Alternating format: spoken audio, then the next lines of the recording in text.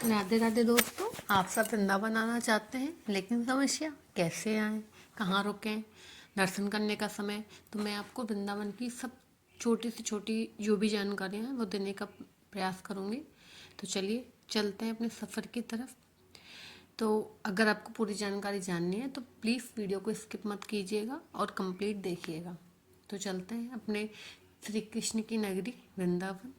तो वृंदावन आने के लिए सबसे पहले आपको मथुरा पहुंचना होगा। तो Mathura by train, by air, by road आप आ सकते हैं। सबसे सस्ता है बाई ट्रेन। तो आप बाई ट्रेन आइए मथुरा जंक्शन के लिए, हर जगह से ट्रेन आती है।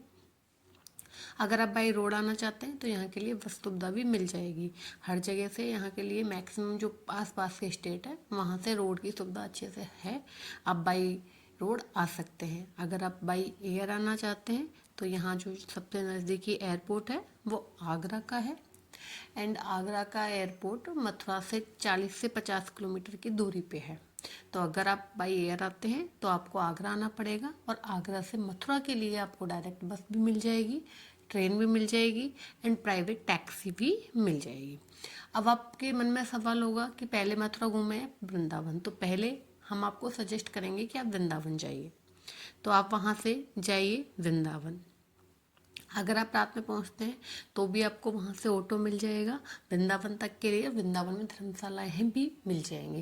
वृंदावन में काफ़ी धर्मशालाएं हैं, लेकिन एक बात याद रखिए कि यदि आप किसी फेस्टिवल पे आते हैं तो धर्मशाला लेने में आपको बहुत समस्या होगी। तो अगर आप फेस्टिवल, होली, दिवाली, जन्माष्टमी, इवन पूर्णिमा, अगर ऐसे विशेष त्योहारों पे आ रहे हैं तो धर्मशाला पहले से बुक करके आएँ, या जो भी आप होटल चाहिए तो होटल पहले से बुक करके आइए। चलिए पहुँच के वृंदावन चलते हैं वृंदावन की तरफ। यदि आप सुबह पहुँचते हैं तो आप अपनी धर्मशाला लीजिए, अपना जो भी आपका स्नान वगैरह है वो कीजिए और चल दीजिए सबसे पहले बांके बिहारी जी के दर्शन करने के लिए, क्योंकि सबसे ज़्यादा भीड़ जो है वो आपको बांके बिहारी जी के दर्शन में ही मिलेगी। एक बात याद रखिए, धर्मशाला आप या तो अटल चुंगी के आसपास लीजिए या बांके बिहारी मंदिर के आसपास, क्योंकि कुछ लोग प्रेम मंदिर के आसपास भी होटल धर्मशालाएं लेते हैं, वहाँ भी ले सकते हैं, लेकिन वहाँ समस्या ये है कि नाइट में वहाँ बहुत ज़्यादा ट्रैफिक हो जाता है। तो आपको वहाँ से आने जाने में रात में बहुत समस्या होगी। शाम को 7 बजे से 10 बजे तक प्रेम मंदिर के आसपास बहुत ज़्यादा भीड़ रहती है, और ट्रैफिक के कारण वहाँ से निकलना बहुत दुर्लभ हो जाता है। आप अगर बांके बिहारी मंदिर के आसपास 500 मीटर में भी धर्मशाला लेते हैं तो आपको वहाँ धर्मशाला 600 रुपये से लेकर मिल जाएगी, एंड होटल भी 800 रुपये में मिल जाएगा। प्रेम मंदिर के आसपास भी आपको 600 से 700 रुपये पर हेड धर्मशाला मिल जाएगी, एंड अगर आप होटल लेते हैं तो 800 से 1500 के बीच में मिल जाएगा। अब चलते हैं मंदिर की टाइमिंग्स। तो यहाँ मंदिर की टाइमिंग्स सुबह 7:30 से दोपहर 1 बजे तक होता है। दोपहर में मंदिर बंद रहते हैं सभी, एंड फिर शाम को ओपन होते हैं लगभग 4:30 बजे, और रात को 9 बजे तक सभी मंदिर ओपन होते हैं, उसके बाद सभी बंद हो जाते हैं। तो सबसे पहले हम चलेंगे बांके बिहारी जी के दर्शन करने के लिए। यहाँ पे याद रखिए, यहाँ पे भीड़ बहुत ज़्यादा होती है। इसके 3 से 4 गेट हैं। आप एक बात याद रखें कि जो गेट नंबर 3 है वहाँ से थोड़ा कम भीड़ मिलती है, और वहाँ से दर्शन करना भी थोड़ा ईजी है, क्योंकि वो जो उसका गेट है वो उसके पास में ही निकलता है। अगर वहाँ से आपको एंट्री मिलती है तो वो सबसे बेस्ट है। तो आप जब उस गेट से अंदर जाओगे तो आपको काफ़ी भीड़ मिलेगी, लेकिन जब बांके बिहारी जी के दर्शन करोगे, उस मनोहर मूर्त के दर्शन करोगे, तो आपके सारे दुख जो भी कष्ट हैं वो नष्ट हो जाएंगे। आप वहाँ से बाहर निकलेंगे और उसके बाद में उसी रास्ते में आपको मिलेंगे राधा वल्लभ जी। तो आप राधा वल्लभ जी जाइए, राधा वल्लभ जी के दर्शन कीजिए। अगर आप खिचड़ी महोत्सव में आए हैं तो राधा वल्लभ जी की खिचड़ी भी ग्रहण कीजिए, क्योंकि वहाँ की खिचड़ी बहुत ज़्यादा टेस्टी होती है। अगर आपको नहीं पता है कि खिचड़ी कैसे मिलेगी, कहाँ से मिलेगी, तो आप मुझे कमेंट कीजिए। हमने अभी ही वो खिचड़ी प्रसाद प्राप्त किया था कान्हा जी की कृपा से, तो हम आपको पूरी वीडियो अवेलेबल करा देंगे किस तरीके से क्या प्रोसेस है। आप यहाँ जाएं तो थोड़ी देर बैठिए, देखिए राधा वल्लभ जी की मनोहर मूर्त। एक बात याद रखिए, यदि आपके साथ बुजुर्ग हैं तो थोड़ा ध्यान रखिए, क्योंकि वहाँ मंदिर में कोई लाइन की सुविधा नहीं होती है, कोई लाइनबद्ध तरीके से दर्शन नहीं होते हैं। एंट्री होगी और भीड़ भाड़ रहती है, थोड़ा बहुत कभी कभी धक्का मुक्की भी होती है, तो इसलिए अपने बुजुर्गों और अपने बच्चों का ध्यान रखें। आप राधा वल्लभ जी से सीधा जाइए राधा दामोदर दास जी। यहाँ ज़्यादा भीड़ नहीं रहती, इस मंदिर में थोड़ा कम ही क्राउड रहता है, और आप अगर दिन में जाएंगे तो यहाँ काफ़ी भीड़ मिलेगी, और आप यहाँ दर्शन कीजिए, भगवान के भजनों में झूमिए। यहाँ काफ़ी अच्छा मनोहर दृश्य आपको देखने को मिलेगा। यहाँ से आप जाइए निकुंज वन। जो निकुंज वन है वो निधि वन का छोटा सा स्वरूप है। फिर इसके बाद ही आप आगे चल के निधिवन जाएंगे। अब निधिवन में जब आप जाएंगे तो निधिवन के बारे में आपको पता होना चाहिए कि ऐसा बताया जाता है कि आज भी श्री कृष्ण अपनी गोपियों के साथ रासलीलाएं यहाँ पे करते हैं। एंड यहाँ के जो पेड़ हैं, जो छोटे छोटे अंदर जाल में बने हुए हैं, वो जो पेड़ हैं वो स्वयं गोपियाँ हैं, जो रात्रि में गोपी अवतार में आती हैं और दिन में यहाँ वृक्ष अवतार में रहती हैं। एंड आप नंदीवन के दर्शन करने के बाद में जा सकते हैं साहाजी मंदिर। ये मंदिर भी पास में, हालांकि वृंदावन में देखिए बहुत अधिक मंदिर हैं। आप हर मंदिर में जाना चाहें तो जा सकते हैं, लेकिन उसके लिए आपको चाहिए 10 से 15 दिन। लेकिन अगर आप कम समय के लिए आए हैं तो विशेष विशेष मंदिरों के दर्शन कीजिए, जैसे गोपीनाथ जी, राधा रमण जी, गोपेश्वर महादेव जी। इन मंदिरों के दर्शन करने के बाद कुछ आश्रमों के भी दर्शन कीजिए।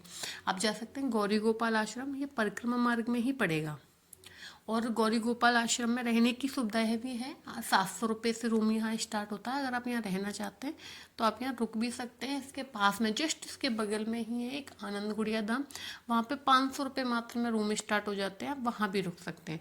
अगर आप गौरी गोपाल आश्रम जाते हैं तो आचार्य जी के दर्शन जरूर कीजिए। इनका व्यवहार बहुत ही अच्छा है, हम स्वयं भी इनके दर्शन में गए थे। एंड इनकी कथा भी चलती है शाम को 4:30 से 7 बजे तक। आप अगर इनकी कथा में जाना चाहते हैं तो कथा में भी जा सकते हैं। एंड इनकी वृद्ध जो माताएं हैं जिनकी ये सेवा करते हैं, उन वृद्ध माताओं के भी दर्शन अवश्य करें। और गौरी गोपाल के बाद में दर्शन करने के बाद में आप वृद्ध माताओं के दर्शन कर लीजिए। वृद्ध माताओं के दर्शन करने के बाद आप अगर चाहें तो वृंदावन की परिक्रमा दे सकते हैं, और अगर परिक्रमा आप नहीं दे सकते, आप रिक्शा से भी परिक्रमा दे सकते हैं। कुछ लोग वृंदावन की परिक्रमा पैदल देते हैं, कुछ रिक्शा से देते हैं। फिर आप इस्कॉन मंदिर चले जाइए। इस्कॉन मंदिर भी काफ़ी बड़ा है, ये बिल्कुल प्रेम मंदिर के पास में ही पड़ता है। इस्कॉन मंदिर में आपको काफ़ी टाइम लगेगा, क्योंकि ये देखने के लिए काफ़ी चीज़ें हैं। इसमें एक म्यूजियम भी बनाया हुआ है, म्यूजियम को देखिए। उस म्यूजियम में श्री कृष्ण जी, उनके कुछ भक्त एंड उनके कुछ शिष्यों के बारे में बताया गया है। एंड यहाँ पे श्री राधे कृष्ण जी का बहुत ही मनोहर मंदिर है। अखंड नाम कीर्तन यहाँ पे चलता रहता है। आप यहाँ अगर जाते हैं तो कम से कम 1-2 घंटे यहाँ बैठिए, अखंड नाम कीर्तन का आनंद लीजिए। इस्कॉन मंदिर में जो म्यूजियम है वो भी बहुत अच्छा है, क्योंकि उसमें छोटी छोटी कुछ कहानियाँ हैं, कुछ चरित्र हैं जिनके बारे में बताया गया है। तो आप अगर यहाँ जाते हैं तो समय लेके जाइए।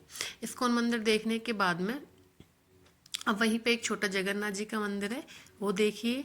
अगर आप दिन में प्रेम मंदिर देखना चाहते हैं तो दिन में प्रेम मंदिर भी देखिए। इसके पास में एक काली माता का भी मंदिर है, आप वो भी देखिए।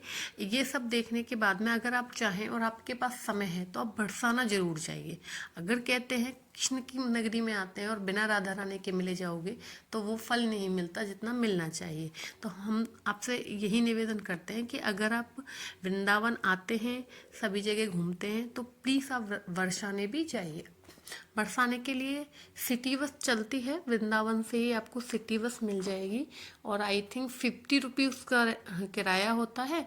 आप जाइए, ये आपको मंदिर के पास में ही उतारती है। वहाँ से एक रिक्शा लगता है, उस रिक्शे में बैठ के आप बरसाना पहुँच जाएंगे, मंदिर पहुँच जाएंगे। आप मंदिर जाइए।